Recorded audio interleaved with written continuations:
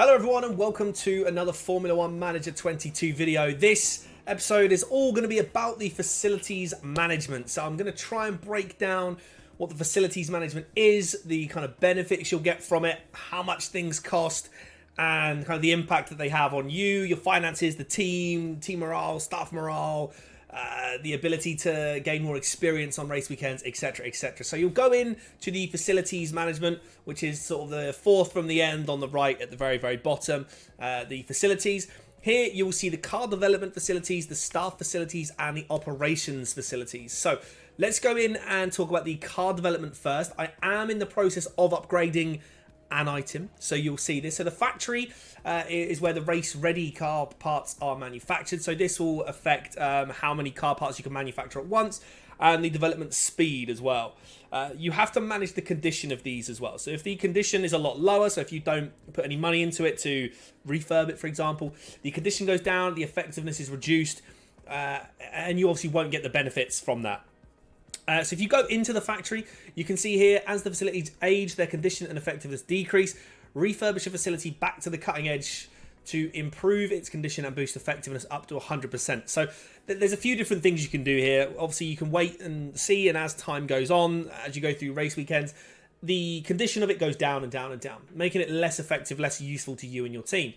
You can refurbish it, which will cost you less money to put it back up, or the other thing you can do is you can upgrade it, and you can see here how that affects you. So when you do upgrade a facility, it will improve the grade, the condition, and the effects received from it, and the boost effectiveness goes back to 100%. So if you don't want to just spend, say, the 3.5 million to refurbish it, because it may cost more, let's say it costs 6 mil to refurb, you might think, what's another 5 million? Let's just upgrade it. You'll see the condition will go back to 100%, the effectiveness to 100%. The monthly upkeep does raise though to $650,000, so it's an extra $100,000 a month to keep it running.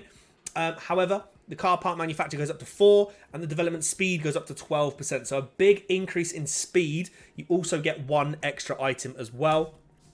You also have the design center, which is part of the research and designing part of that. So again, that costs money. 84 days to improve it. You can see the monthly upkeep goes up a long way, 175,000. You don't gain any extra engineer capacity, but you do get another car part design. So it's all about weighing up your options. You know, in the near future, are you looking to create more car parts on a regular basis? Because those kind of things will be better for you. You've got the wind tunnel, for example, as well. This will sort of test the aerodynamic car parts under the real airflow during the design process to improve the performance. So obviously a better wind tunnel, you get better results as well. So you won't get a small result, you might get a small improvement, you'll get a larger improvement. It costs a lot of money though, 12 million to do that. You can see the difference in airflow load, the downforce goes up quite a long way, drag reduction as well. Only by like 0.008, but it's, it all adds up over time. CFD simulator, which is the computational fluid dynamics. Again, if you were to upgrade that, expensive, not too long, 59 days or 2 months.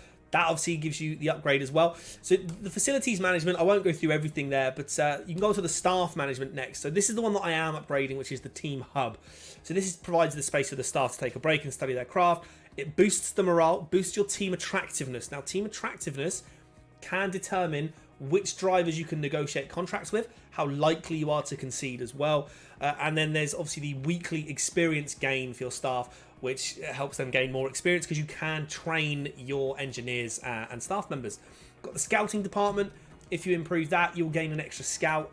Does cost money, depends on how many drivers you want to look at. If you're weighing up options for 4 drivers, that's quite a lot of options. But if you're looking for maybe 2 people you're scouting to be your reserve driver, and maybe you're scouting two members to be your second driver, or maybe you want to replace the whole team, it kind of uses those up very quickly. And there's a 10-day option and a 30-day option for scouting, so you've got to be careful.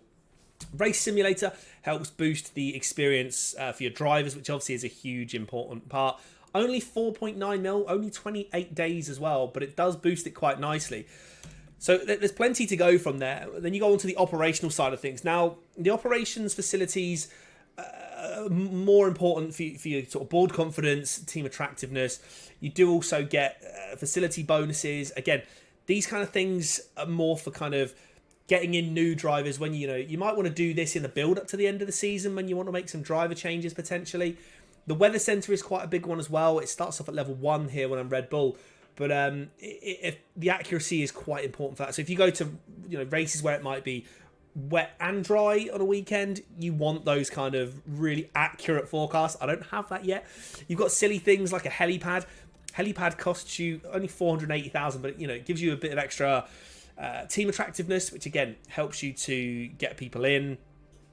Sponsor target payouts, you get slightly more money, extra 1%. I might actually do that. Let's upgrade that. 10 days. There you go. We'll get that one on.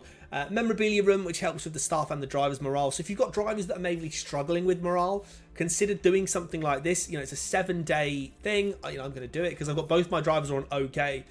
You've also got the tour centre. That brings in a little bit of money, but not a lot.